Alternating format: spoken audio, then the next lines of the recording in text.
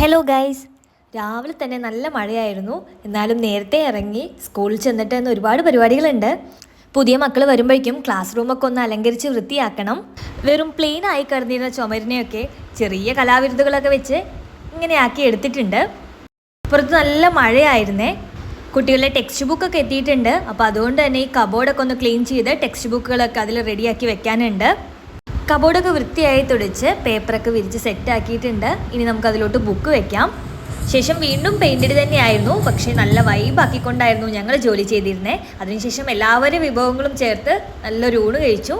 Paint brush അവിടെയും ഇവിടെയും തട്ടിയും paint ഒലിച്ചും ഒരുപാട് അനാവശ്യ വരകളും കുത്തുകളൊക്കെ ഉണ്ടായിരുന്നു. അപ്പോൾ അത് മറയ്ക്കാൻ വേണ്ടിയിട്ടാണ് ഞാൻ ഈ കഷ്ടപ്പെട്ടുകൊണ്ടിരിക്കുന്നത്. അപ്പോൾ എല്ലാം കഴിഞ്ഞ് കഴിഞ്ഞപ്പോഴേക്കും നമ്മുടെ ക്ലാസ് റൂം ഈ ഒരു തരത്തിലായിട്ടുണ്ട്.